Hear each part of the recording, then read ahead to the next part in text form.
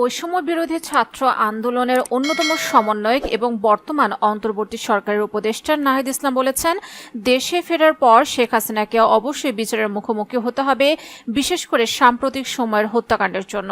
শুক্রবার রয়টার্সকে দেওয়া সাক্ষাৎকারে নাহিদ এমন মন্তব্য করেছেন। নাহিদ বলেন, তিনি কেন বাংলাদেশ থেকে পালালেন তা জানতে আমি কিউরিয়াস। শেখ হাসিনার সময়ে যেসব হত্যাকাণ্ড হয়েছে আমরা সেসবের বিচার চাইবই, এটা আমাদের অন্যতম দাবি। যদি তিনি ফিরে না আসেন তাহলে আমরা সে ব্যাপারে কাজ করব। তিনি বলেন, আমরা তাকে গ্রেফতার করতে চাই, তার বিচারের ইস্যুতে আলোচনা চলছে বলেও জানান তিনি। উল্লেখ্য, জুনের মাঝামাঝি সময়ে সরকারি চাকরিতে থাকা কোটা নিয়ে আন্দোলন শুরু হয় বাংলাদেশে, কিন্তু শেখ হাসিনার সরকার এই আন্দোলন দমনে শিক্ষার্থীদের ওপর নির্যাতন ও নিপীড়ন শুরু করে। গত 17 জুলাই রংপুরে আবু সাইদ সহ 6 জন শিক্ষার্থী ও সাধারণ মানুষ নিহত হন। এরপর এটি সরকার বিরোধী আন্দোলনের রূপ নেয়। সাধারণ মানুষের ব্যাপক বিক্ষোভের মুখে গত সোমবার শেখ হাসিনা ক্ষমতা ছেড়ে দেশ ছেড়ে পালাতে বাধ্য হন।